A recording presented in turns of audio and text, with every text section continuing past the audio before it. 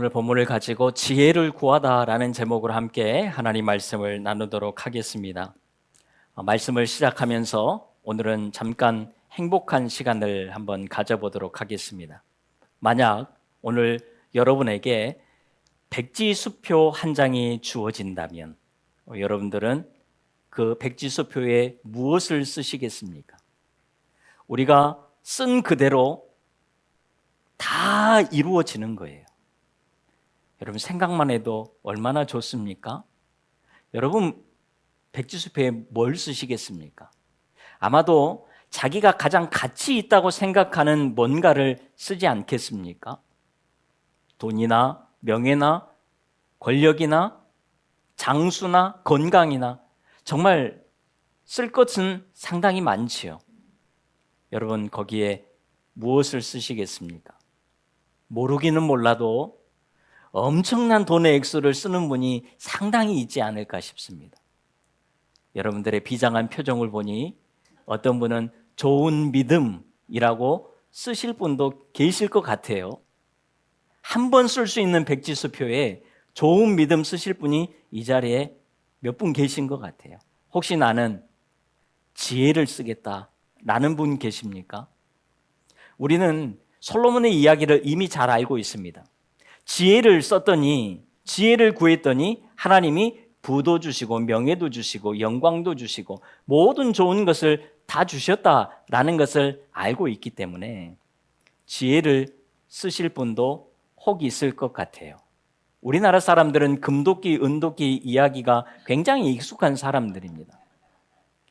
내가 조금 덜한 것 쓰면 하나님이 더 많은 것 주실 것 같은 그런 생각이 우리 안에 있어요.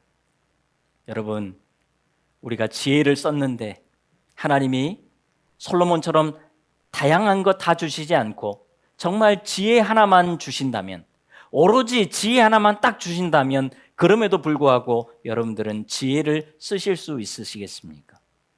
여러분 어떤 사람이 지혜를 쓸까요? 지혜를 아는 사람이 지혜를 쓰겠지요. 지혜의 가치를 아는 사람은 지혜를 쓸 것입니다. 어떤 분이 그래요. 지혜로운 사람이 지혜를 구하지 지혜롭지 않은 사람은 지혜 자체를 구하지 않는다고 이야기를 해요.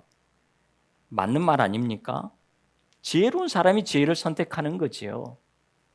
자, 그런 의미에서 솔로몬은 원래부터가 좀 지혜로웠던 사람이었습니다. 우리가 지난주에 2장에서도 살펴보았잖아요. 솔로몬은 요압과 시므이를 정말 지혜롭게 우리가 생각했던 것보다 훨씬 더 손쉽게 처리하는 것을 살펴보았습니다. 억지로 무리해서 그들을 죽이지 않았어요. 자연스럽게 그들 스스로 죽음을 자초하게 만들었습니다. 얼마나 지혜롭습니까? 이때는 아직 전무후무한 지혜를 받지 않았을 때입니다. 그런데도 솔로몬은 이미 지혜로운 사람이었습니다. 그러면서 나라를 견고하게 세워가요. 오늘 본문 바로 앞절 2장 46절에 보세요. 이에 나라가 솔로몬의 손에 견고하여지니라. 솔로몬이 지혜를 가지고 나라를 든든하게 세워갔다라는 것입니다. 그런데 오늘 본문 1절에 와서 이런 지혜로운 자가 어떤 행동을 하냐면 1절을 같이 한번 읽겠습니다. 시작. 솔로몬이 애굽의 왕 바로와 더불어 혼인 관계를 맺어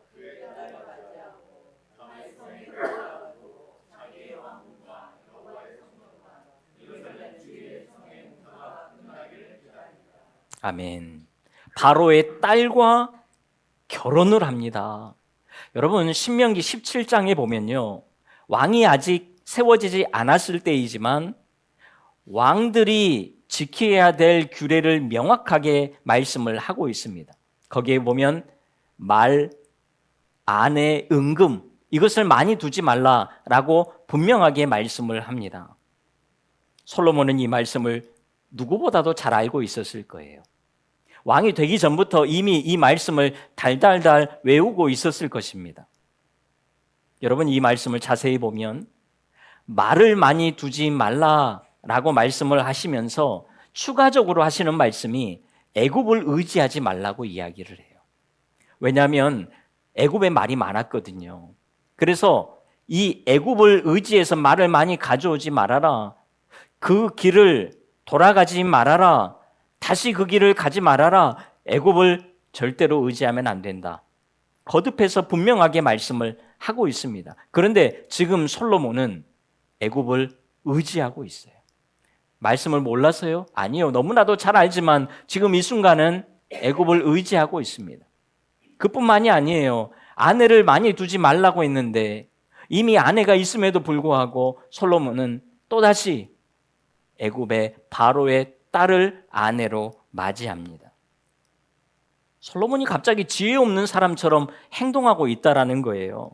왜 그럴까요?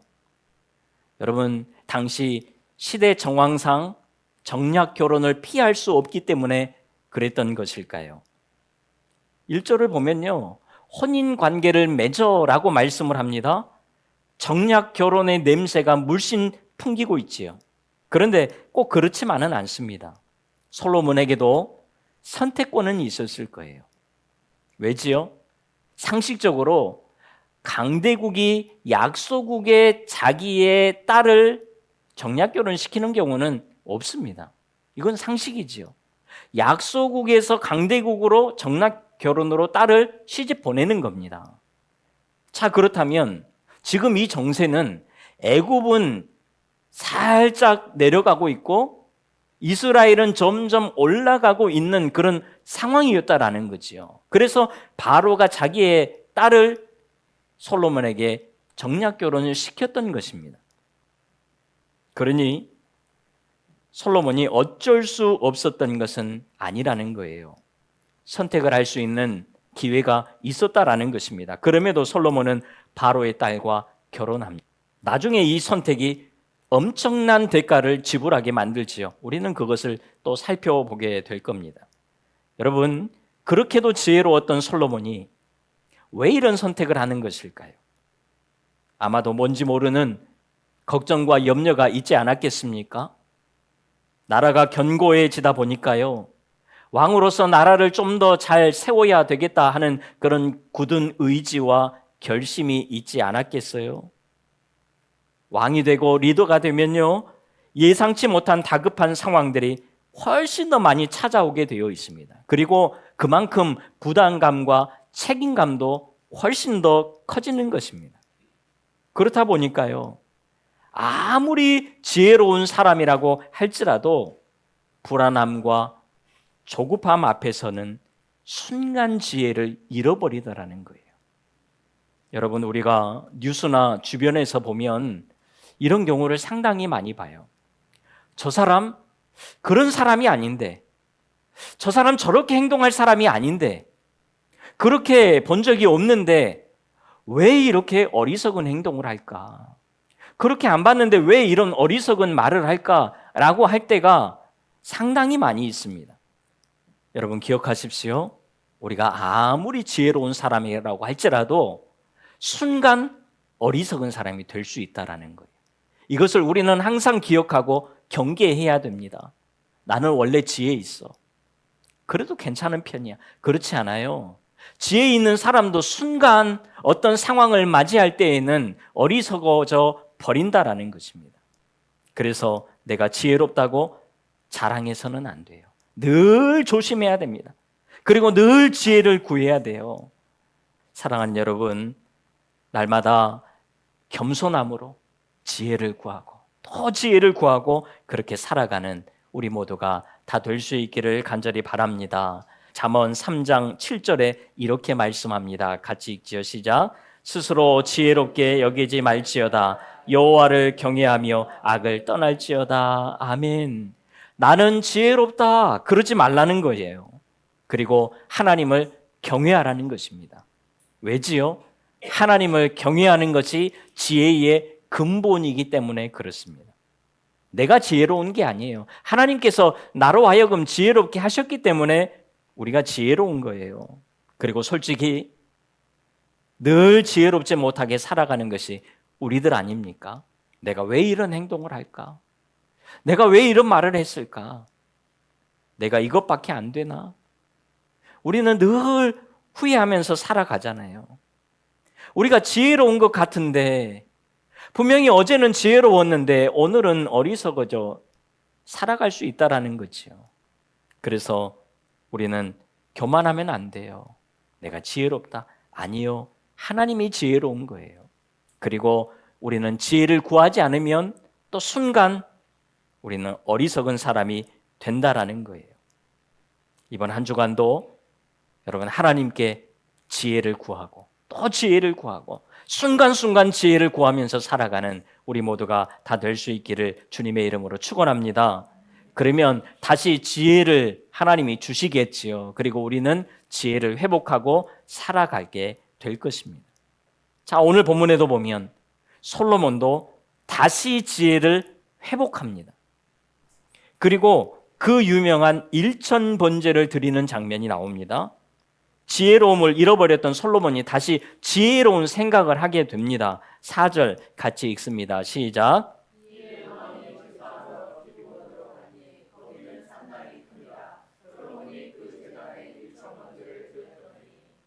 여러분, 일천번제가 뭘까요? 매일 한 마리씩 번제를 드리면서 1000일 동안 드리는 것인지, 아니면 하루에 몇 마리씩 번제로 드리면서 1000마리를 드리는 것인지, 자, 이것은 성경에 분명하게 나와 있지 않습니다. 그렇지만 우리가 상식적으로 한번 생각해 볼 수는 있겠지요. 여러분, 1000일 동안 기브온에 와서 일천번제를 드린다는 것은 사실 말이 되지 않습니다. 예루살렘에서 기브온까지의 거리는 10km 정도의 거리입니다. 그러면 왕복하면 20km 거리이지요. 어떻게 매일 이 거리를 왔다 갔다 하면서 왕이 나라를 다스릴 수 있겠습니까? 예루살렘 안에서 한다면 그래도 생각해 볼 수 있겠지만 기브온까지 와서 한다는 것은 쉬운 일이 아니에요. 그래서 아마도 하루에 몇 마리씩 드리면서 1000마리의 번제를 드렸다라는 겁니다. 번제단을 여러 개 둔 거예요. 그래서 기브온 산당이 큼이라 오늘 성경에서 말씀을 하고 있습니다. 그런데 하루에 50마리씩 드려도 며칠을 드려야 되지요? 20일을 드려야 됩니다. 이것도 보통 일이 아닙니다. 그만큼 일천번제에는 솔로몬의 간절한 마음이 들어가 있다라는 거예요. 단순히 지금 재물의 양을 이야기하는 것이 아닙니다. 왕정 초기에 하나님만을 전적으로 의지하겠다는 믿음의 표현이고 최선의 표현을 한 것입니다. 그랬더니 하나님이 기쁘시게 여기셨다라는 거예요. 그리고는 하나님께서 은혜를 베풀어 주시는데 5절 같이 한번 읽습니다. 시작. 기브온에서 밤에 여호와께서 솔로몬의 꿈에 나타나시니라. 하나님이 이르시되 내가 내게 무엇을 줄고 너는 구하라. 하나님께서 백지수표를 솔로몬에게 주십니다. 무엇이든지 구하라는 것입니다. 그러면 하나님이 다 주시겠다는 거예요. 얼마나 큰 은혜입니까? 일천번제의 능력인 거예요. 엄청나지요? 자, 그래서 이 말씀 때문에 한국 교회 안에도 일천번제를 드리는 전통이 생겼습니다. 정성껏 일천번제를 드리면 하나님께서도 그만큼 강력한 은혜를 주실 것이다. 안 되는 일도 되게 하실 것이고 놀라운 일을 펼쳐줄 것이다. 자, 이런 믿음이 생겨버려요. 주일 예배 때마다 10,000원씩 드립니다. 일천번제를 드려요. 그러면 시간이 얼마나 걸릴까요? 계산해 보니까 19년에서 20년 걸려요. 여러분 너무 길지 않습니까? 자, 그래서 사람들이 너무 기니까 생각을 바꿨습니다. 아, 모든 예배 때마다 드려야 되겠다. 수요일, 금요일, 새벽, 주일 다 드리는 거예요. 여러분 이렇게 드리면 또 시간이 얼마나 걸릴까요? 2년 반 정도 하면 일천번제를 끝낼 수 있어요. 사실 이것도 보통 정성이 아니지요. 하지만 여러분 이렇게 해서 정말 백지수표 한 장 받을 수만 있다면 여러분들 하시겠습니까? 안 하시겠습니까? 해볼 만하지 않겠습니까? 그런데 정말 그럴까요? 1,000번제를 드리면 하나님께서 놀랍게 문제를 해결해 주실까요? 물론 그러실 수도 있겠지요. 여러분, 정말 솔로몬이 1,000번제를 드렸기 때문에 하나님께서 엄청난 응답을 주신 것일까요? 오늘 본문이 그것을 말씀하는 것입니까? 아니에요. 1,000번제가 핵심이 아닙니다. 핵심은 그 앞에 나오는 선행 조건이에요. 여러분 3절 같이 한번 읽겠습니다. 시작. 솔로몬이 여호와를 사랑하고 그의 아버지 다윗의 법도를 행하였으나 산당에서 제사하며 분향하더라. 아멘. 바로 이겁니다. 솔로몬은요 1,000번제를 드리기 전부터 하나님을 사랑했습니다. 하나님을 사랑하기 때문에 말씀도 자연스럽게 지키게 되더라는 거예요. 그래서 다윗의 법도대로 행했다라고 말씀을 합니다. 물론 모든 말씀을 다 지킨 것은 아니겠지요. 우리도 그러잖아요. 우리도 하나님의 말씀에 순종하면서 살아가지만 모든 말씀을 순종하지는 않습니다. 때로는 아니요. 자주 벗어나잖아요. 솔로몬도 1절에서 하나님의 말씀은 없고 자기의 생각과 방식대로 살아가잖아요. 하나님의 사랑이 식어버리면 하나님의 말씀에서 엇나가는 것이고 하나님을 사랑하게 되면 다시 하나님의 말씀의 궤도 안에 들어와서 살아가더라는 거예요. 이것이 원리입니다. 하나님을 사랑하면 하나님의 계명을 지키게 되는 거예요. 신명기 11장 1절 같이 한번 읽습니다. 시작.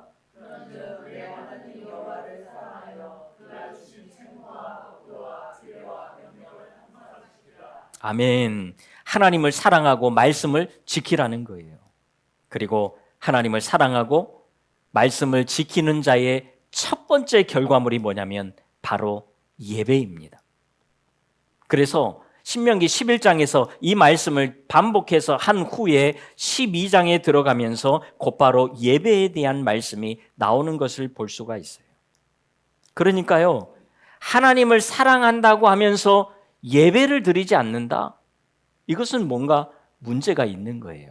하나님을 사랑한다 하면서 하나님의 말씀을 벗어나서 살아간다면 잘못된 것입니다. 하나님을 사랑하고 말씀에 순종하고 예배의 자리로 나아가는 것, 이것은 하나의 공식입니다. 솔로몬이 1,000번제를 드릴 수 있었던 것은 이 공식의 연장선에 있었던 것입니다. 그리고 여러분, 예배는 드리는데 하나님을 사랑하지 않고 말씀을 따라 살아가지 않고 우리가 살아간다면 이것도 문제가 있는 거예요. 어딘가 잘못된 것입니다. 예배 드렸기 때문에 되었다라고 할 수 없다라는 거예요.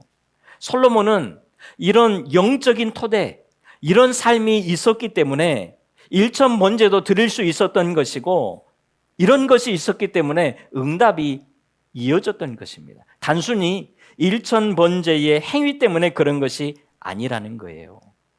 그래서 우리는 1,000번제보다 그 전 단계의 모습을 초점을 두고 살펴봐야 된다는 것입니다.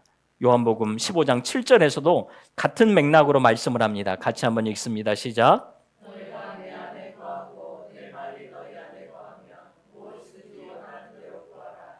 그리하면 이루리라. 아멘. 뒤에 말씀만 기억하시면 안 돼요. 예수님의 이름으로 우리가 무엇이든지 구하면 다 이루어 주신다. 물론 맞는 말씀입니다. 그런데 그 앞에 나와 있는 조건도 우리가 살펴봐야 되겠지요. 하나님을 사랑하고 말씀에 순종하는 모습이 기본적으로 깔려 있어야 한다는 것입니다. 바라기는 오늘부터 다시금 우리에게도 이런 영적인 토대가 든든하게 튼튼하게 세워질 수 있기를 간절히 소망합니다. 그러려면 여러분 먼저 하나님을 사랑하셔야 돼요. 그 무엇보다도 우리 안에 하나님을 사랑하는 마음이 있어야 합니다. 하나님을 사랑하면 말씀을 따라가기 훨씬 쉬울 거예요. 오늘부터 말씀대로 살아야지. 참 귀한 결단입니다. 하지만 하나님을 먼저 사랑하셔야 돼요. 오늘 성령님께서 우리 모두에게 하나님을 더욱 사랑할 수 있는 그런 복된 마음 주시기를 간절히 원합니다. 그리고 말씀대로 살아갈 때 예배 행위는 자연스럽게 따라오는 것입니다. 우리의 이런 모습을 보시고 하나님께서는 기뻐하시겠지요. 그리고 어쩌면 때로는 누군가에게 백지수표 주실 수도 있지 않겠습니까? 자, 솔로몬에게는 진짜 백지수표가 주어졌습니다. 솔로몬이 무엇을 구했을까요? 여러분, 오늘 본문에 보면 솔로몬이 굉장히 겸손한 모습을 보입니다. 자기가 이 자리에 선 것은 내가 잘나서가 아니라 다 하나님과 다윗 때문에 그렇습니다. 그러면서 7절에서는 이렇게 이야기를 해요. 종은 작은 아이라 출입할 줄도 알지 못하고, 자신을 지금 종으로 표현을 합니다. 작은 아이라는 거예요. 자기는 아무것도 할 수 없고 아무것도 할 줄 모른다라고 이야기를 하고 있습니다. 그런데 이런 자기가 어떻게 수많은 하나님의 백성들을 재판하며 세워갈 수 있느냐는 거예요. 그래서 이렇게 구합니다. 9절 같이 읽습니다. 시작.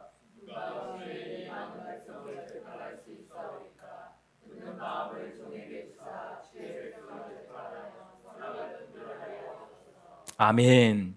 듣는 마음을 달라는 거예요. 지혜로운 마음을 달라는 것입니다. 지금 솔로몬은 지혜를 구하고 있습니다.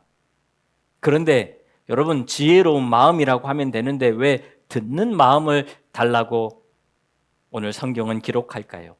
듣다. 샤마라는 단어는 순종의 의미를 강하게 가지고 있습니다. 그냥 말씀을 듣는 것이 아니라 순종까지 이어지는 것을 이야기하고 있어요. 그러니까요, 솔로몬은 지금 하나님의 말씀에 복종할 수 있는 그런 마음을 달라고 구하고 있는 거지요. 왜요? 자기는 항상 흔들리고 자기는 항상 틀리지만 하나님은 항상 옳은 분이시기 때문에 그렇습니다. 이런 믿음으로 하나님의 말씀을 따라가는 여러분, 오늘 우리 모두가 될 수 있기를 간절히 바랍니다. 하나님은 항상 옳으세요. 그런데 나는 항상 틀려요. 그런데 나의 본성은 하나님의 말씀을 따라가기가 어렵거든요. 그래서 하나님, 나에게 복종할 수 있는 마음을 주십시오. 나는 따라가기 싫고 내 생각은 따라갈 수 없지만 내 몸이 하나님을 따라갈 수 있게 해주십시오. 이런 기도와 몸부림이 우리에게 필요하다라는 것입니다. 그리고 하나님의 말씀을 따라가는 것이요, 그 자체가 능력이고 지혜입니다. 시편 119편 98절 같이 읽습니다. 시작. 주의 계명들이 항상 나와 함께하므로 그것들이 나를 원수보다 지혜롭게 하나이다. 아멘. 말씀을 따르는 것이 지혜라고 이야기를 합니다. 원수보다도 지혜롭다. 이 뒤에 말씀에 보면요, 세상의 그 어떤 스승보다도 지혜롭다. 세상의 그 어떤 어른보다, 노인보다도 지혜롭다라고 말씀을 합니다. 그래서 솔로몬은 듣는 마음을 달라라고 기도를 한 것입니다. 여기까지 깨달았으니 여러분, 솔로몬은 정말 지혜로운 사람 아닙니까? 아직 전무후무한 지혜를 받기 전입니다. 그런데도 이렇게 지혜로웠어요. 그러니 전무후무한 지혜를 받으면 얼마나 더 지혜로운 모습으로 살아갈까요? 사랑하는 여러분, 오늘 우리에게도 이런 지혜가 있기를 바랍니다. 하나님의 말씀을 따라가는 것이 지혜다. 하나님의 말씀대로 살아가면 된다. 이런 믿음이 회복될 수 있기를 바라요. 세상에 수많은 말들이 있지만 다 내려놓고 하나님 말씀 붙들면 된다. 하나님 말씀 따라가면 된다 하는 이런 믿음이 우리 앞에 다시 한번 세워질 수 있기를 바라요. 다시 말해서 이 말씀은 무슨 말씀이지요? 우리가 하나님의 말씀을 놓치는 순간 우리는 어리석은 사람이 순간 되어버린다는 것입니다. 아무리 지혜로운 사람이라고 할지라도 여러분, 하나님의 말씀을 놓는 순간 우리는 어리석어져요. 그래서 14절을 보세요. 전제가 붙습니다. 내 길로 행하며 내 법도와 명령을 지키면 그렇게 된다라는 것입니다. 여러분 착각하시면 안 돼요. 솔로몬은 전무후무한 지혜를 얻었기 때문에 영원토록 지혜롭게 살아가는 것이 아닙니다. 전무후무한 지혜를 하나님께 선물로 받았다고 할지라도 하나님의 말씀을 놓는 순간 그는 어리석은 사람이 되어버린다는 거예요. 지혜는 우리의 소유물이 아니에요. 우리의 소유물이면 우리가 한번 얻게 되면, 한번 획득하게 되면 이것은 계속 가져갈 수 있지만 지혜라는 것은 우리의 소유물이 아니에요. 그때그때 하나님이 주셔야지만 우리가 누릴 수 있는 것이라는 거예요. 그렇게 날마다 지혜를 구하며 살아가는 우리 모두가 다 될 수 있기를 바랍니다. 겸손하게 하나님, 저는 지혜가 없어요. 하나님, 저는 이 문제를 해결할 수 없습니다. 하나님, 저에게는 이 능력이 없습니다. 하나님, 나에게 지혜를 주시고 능력을 주십시오. 여러분, 순간순간 구하면서 살아가는 우리 모두가 다 될 수 있기를 바라요. 그러면 하나님이 정말 놀라운 지혜를 우리 가운데 주실 거예요. 내가 생각했던 것보다, 내가 알고 있었던 것보다, 내가 예상했던 것보다 훨씬 놀라운 지혜를 하나님이 우리에게 주실 것이고, 우리는 그 지혜로 말미암아 세상을 능히 이기고 살아가게 될 줄로 믿습니다. 여러분, 한 주간 살아가시면서 하나님을 더욱 사랑하시고요, 하나님의 말씀을 더욱 붙드시고요, 순간순간 지혜를 구하면서 그렇게 믿음 안에서 멋지게 승리하며 살아가는 우리 모두가 다 될 수 있기를 주님의 이름으로 축원합니다. 기도하겠습니다. 하나님, 한 주간 동안 하나님 더욱 사랑하는 우리 모두가 되게 도와주십시오. 하나님의 말씀을 더욱 붙드는 우리 모두가 되게 도와주십시오. 지혜 없는 우리에게 지혜를 주십시오. 늘 지혜를 구하며 살아가는 우리 모두가 될 수 있도록 성령 하나님 도와주시옵소서. 예수님의 이름으로 기도하옵나이다. 아멘.